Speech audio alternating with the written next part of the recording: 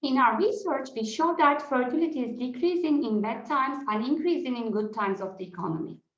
We analyze the reasons of this behavior by adopting a perspective about gender differences in the labor market, mainly the fact that men are working in jobs heavily hit by the economic downturn, such as construction and manufacturing, and women are working in safer jobs, such as education, health services, and government.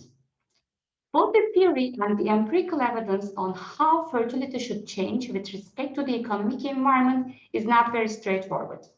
On the one hand, good times means families have more resources and they can afford to have more kids.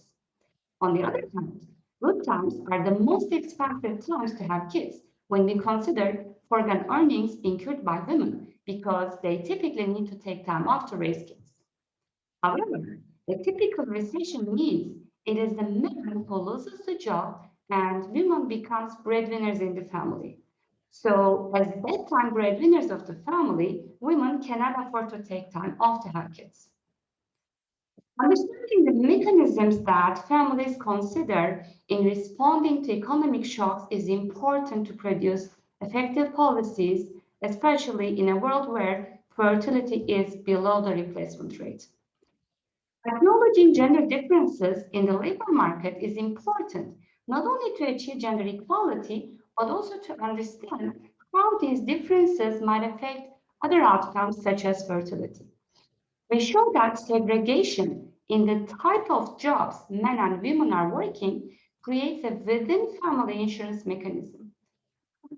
This makes women at-times breadwinners and depresses fertility. If we think of an hypothetical world where men are nurses and women are construction workers instead, fertility would be increasing in bad times and decreasing in good times, and women in general will have more kids. But in that case, they will be able to allocate less resources for human capital accumulation of their kids.